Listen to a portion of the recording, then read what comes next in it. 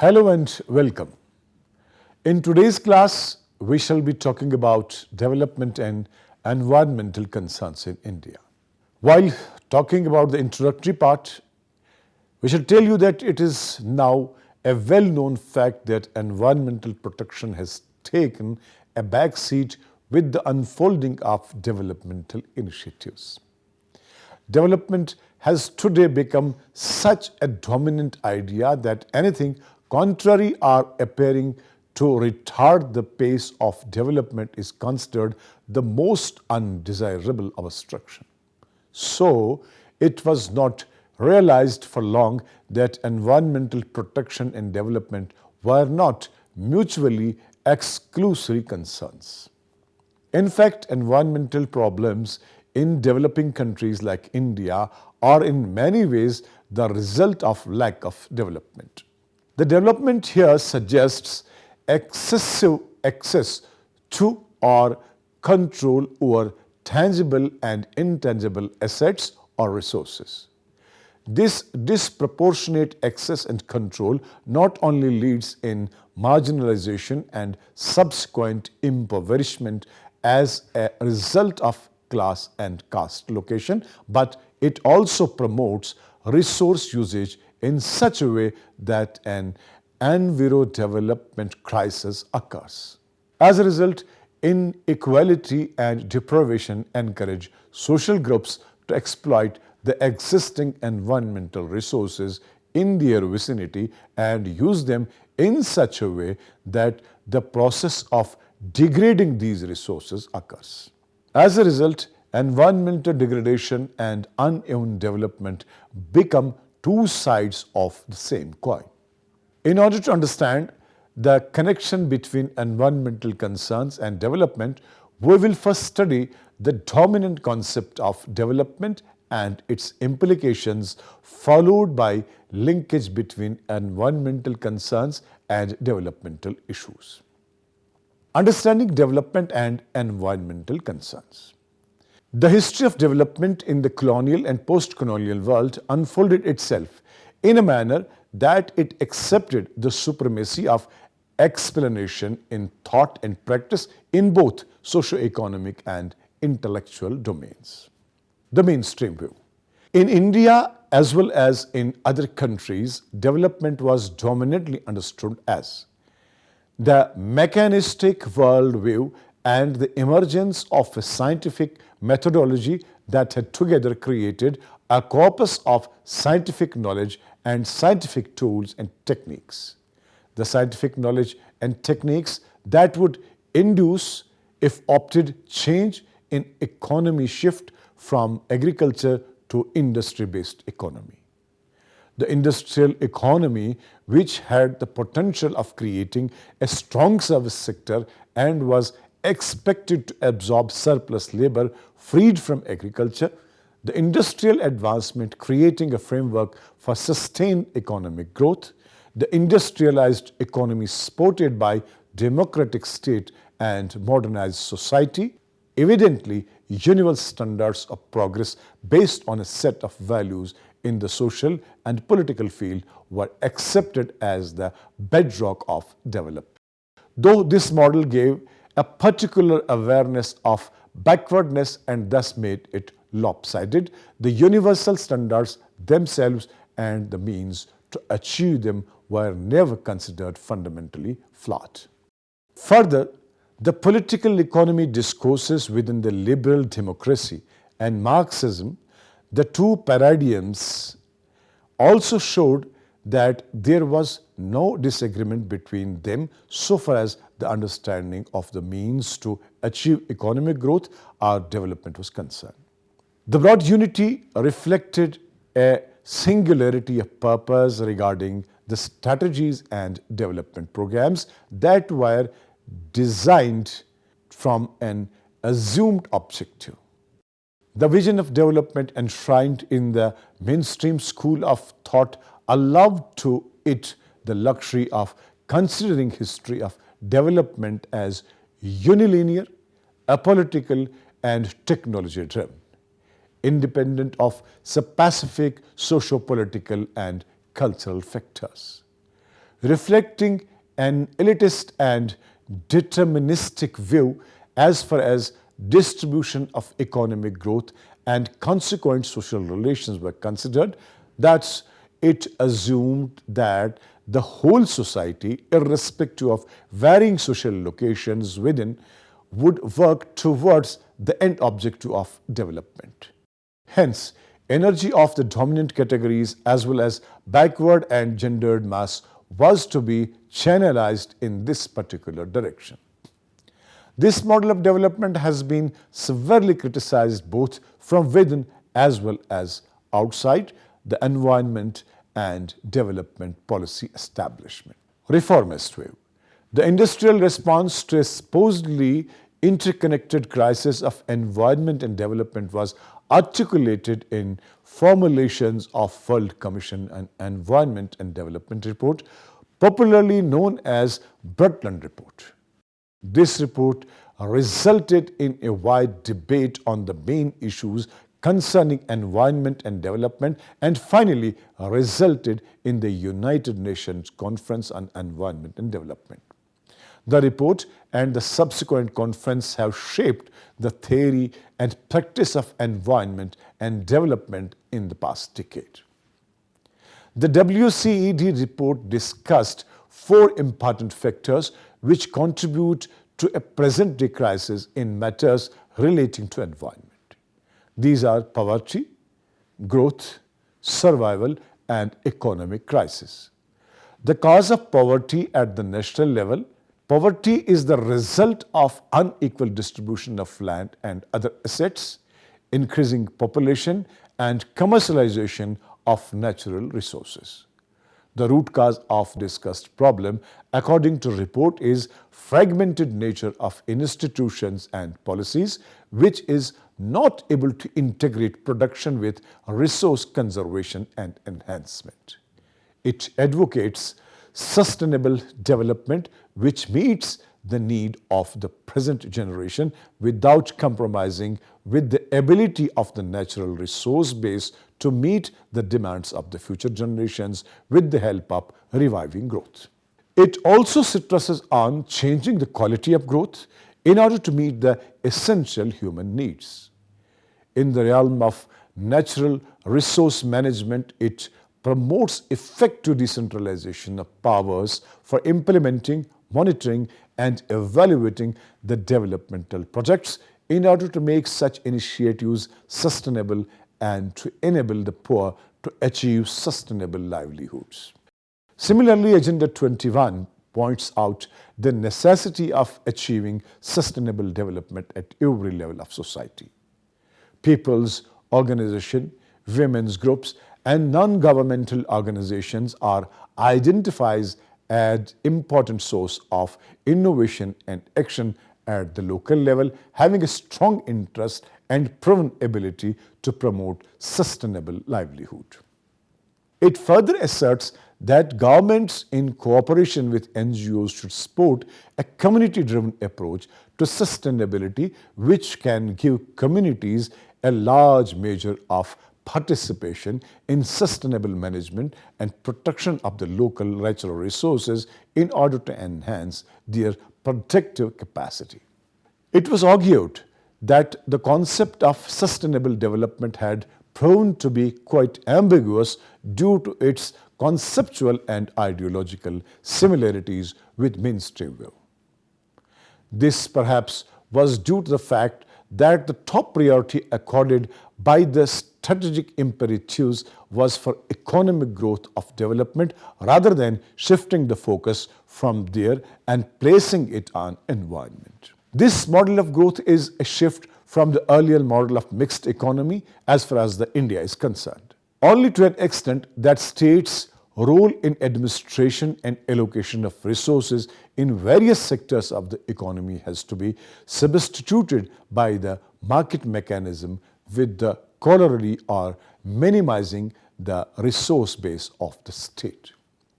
In the context of agriculture and rural development, this model emphasizes commercialized and export-oriented agriculture economy.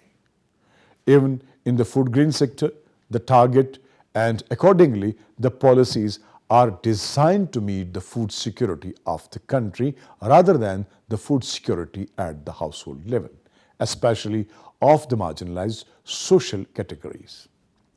The WECD report and subsequent other reports provide an insightful diagnosis of the interconnected enviro-development crisis. It is clearly recognized by all the reports that there is a close linkage between poverty and unsustainable use of resources, but when it comes to the solutions, it does not go much beyond conventional ideas and methods. Further views. The mainstream view and the reformist view both have been subjected to scrutiny and now have received indicating criticism with regard to their true intentions in the enviro development debate. Against the backdrop of such criticism, United Nations Development Programme proposed two closely interrelated policy recommendations: sustainable human development and governance for sustainable livelihoods. Operational issues. The former is defined as a program of development focused on the protection of the life opportunities of future generations as well as present generations and respecting the natural system on which all life depends. UNDP defines sustainable livelihood quite comprehensively, taking both income and non-income factors into account.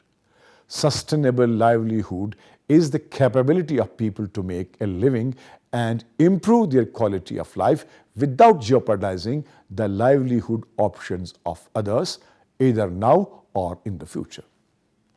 Conceptually, livelihoods connote the means, activities, entitlements, and assets by which people are making a living. Assets in this particular context are defined as not only natural or biological, that is land, water, common property, resources, flora, fauna, but also social and political, that is community, family, social networks, participation, empowerment, human, that is knowledge, orientation, and skills, and physical, that is roads, markets, clinics, schools, bridges.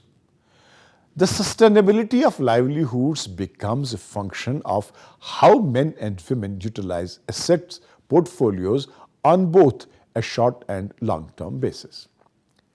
Sustainability should be defined in a broad manner and implies A. The ability to cope with and recover from shocks and stresses. B. Economic effectiveness or the use of minimal inputs to generate a given amount of outputs. C. Ecological integrity, ensuring that livelihood activities do not irreversibly degrade natural resources within a given ecosystem. And D. Social equity, which suggests that promotion of livelihood opportunities for one group should not foreclose options for other groups, either now or in future. It's argued that division of labor and pattern of subordination and exploitation is so complex in any developing country in general and in India in particular that any simplistic understanding of democracy results in institutions of formal democracy and not substantive democracy.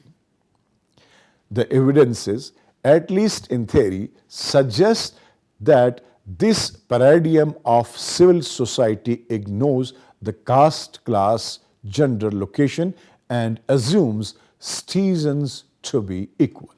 Now, the critical discourse. Ever since environment has come center stage in the discussions concerning the directions in which the developmental paradigm should be molded, several views have emerged that disregard the primacy of humans as the preeminent beneficiary of development and the consequent result of development. In the following subsections, we discuss the four major categories of these waves. Deep ecology. This school of thought rejects the human-centered view of development and supports a discourse which is eco-centered. It suggests a fundamental restructuring in the principles of societal development.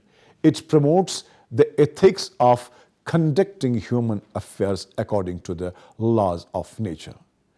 This school of thought believes that the present crisis in the realm of environment and development is due to support and promotion of ecological policies by mainstream environmental groups whose main aim is to protect those parcels of nature that are useful, necessary for the present well-being of humans. This is termed as shallow ecology. Hence, the need of the time is to promote value-based deep ecology. Deep ecology is founded on two basic principles.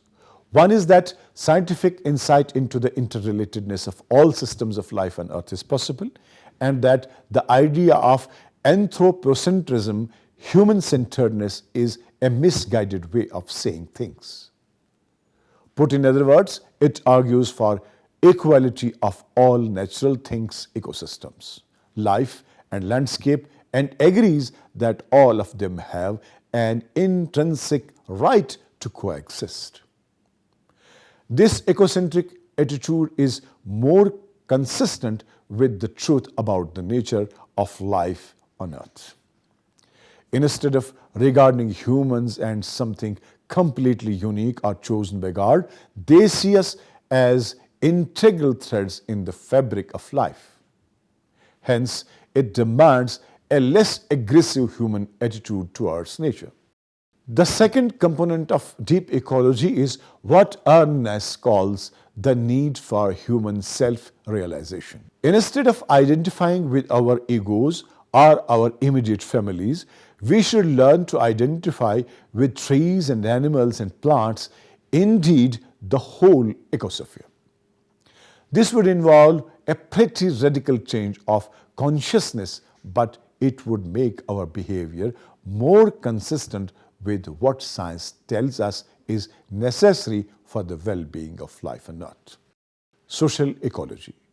Murray Bookchin, who is considered as the founder of this school of thought, points out that in order to understand the present-day problems, ecological as well as economic and political, we must examine their social causes and remedy them through social methods only.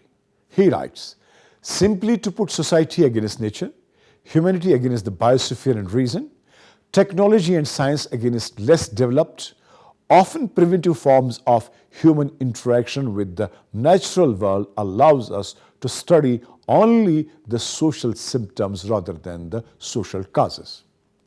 The analysis which brings out the social symptoms conceal vast differences, often bitter antagonisms that exist between the privileged whites and the people of the color, men and women, rich and poor, oppressor and oppressed.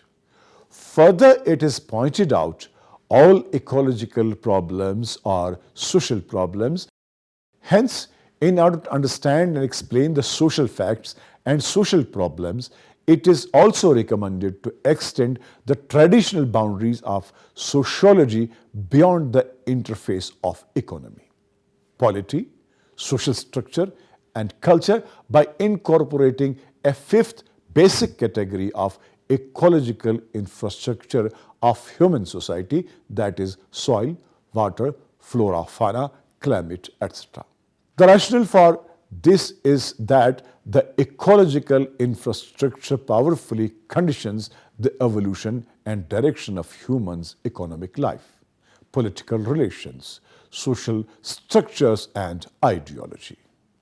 Such an analysis may provide a clue to the present enviro-development crisis and consequent livelihood constraints on marginalized social categories. The social ecologists point out that the present crisis is due to domination within human society and domination of nature by human society. They support remaking of the society by a conscious struggle against all forms of domination within human society and of nature by humans. Eco-socialism. Eco-socialist gives attention to political economy aspects of environment development crisis. Marx's analysis of capitalism and his recommendation of ideal communist society according to eco-socialist can overcome the present enviro development crisis. There is, however, a debate within the school which claims that Marx failed to lay equal emphasis on the appropriation of nature and women's unpaid labor. The former is termed as second contradiction of capital. As capitalism refuses to take the cost of destruction of the conditions of production into account, its practice leads to an ecological crisis. Eco-socialism responds to this second crisis in capitalism. Ecofeminism. Despite differences between various authors, the principal eco-feminist position emanates from the understanding that the institution of patriarchy coupled with capitalism deprived women of their control over natural resources. These resources were appropriated for commodity production and maximization of surplus value. The prescription favored by ecofeminism is gynocentrism, that is, according centrality to women, their knowledge, and their production and reproduction related activities. Dear students, both the reformist and critical schools of thought believe that the development issue and environmental degradation are closely linked with each other. The reformist school advocates transferring some power over natural resource management to people's institutions at the local level. There is a call to strengthen democracy through fostering a robust civil society.